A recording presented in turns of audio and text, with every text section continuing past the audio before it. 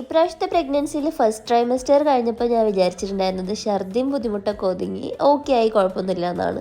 പക്ഷേ 2 ദിവസം മുന്നത്തെ എൻ്റെ ഒരു അവസ്ഥ ആണ് കേട്ടോ നിങ്ങൾ ഈ കാണുന്നത്. പുലർച്ചെ ഒരു ദിവസം ഭയങ്കരമായിട്ട് ഛർദി കൂടി, ഉച്ചയായിട്ട് ഛർദി നിൽക്കാണ്ടായപ്പോൾ ഹോസ്പിറ്റലിൽ കൊണ്ടുപോയി. അവിടെ പിന്നെ ഒബ്സർവേഷനിൽ കിടത്തി IV ഒക്കെ ഇട്ടിട്ട് പിന്നെയാണ് കേട്ടോ പറഞ്ഞയച്ചിട്ടുണ്ടായിരുന്നത്.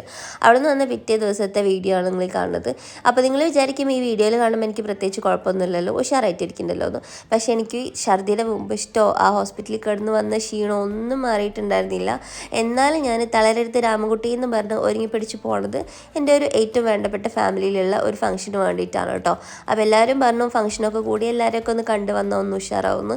ഞാൻ എപ്പോഴൊക്കെ ഒന്ന് ആക്റ്റീവായിട്ട് ഉഷാറായിട്ട് വരാൻ തുടങ്ങിയിട്ടുണ്ടോ അപ്പോഴൊക്കെ പെട്ടെന്ന് ഇതുപോലെ എന്തെങ്കിലും അസുഖം വന്നിട്ട് ഞാൻ പിന്നെ അങ്ങോട്ട് സൈഡ് ആവാറാണ് ഉണ്ടാവാറ്. എല്ലാവരും പറയുന്നത് കണ്ണീർ തട്ടുന്നതാണ്. നിങ്ങൾ അങ്ങനത്തെ കണ്ണീറിലൊക്കെ വിശ്വസിക്കുന്നുണ്ടോ?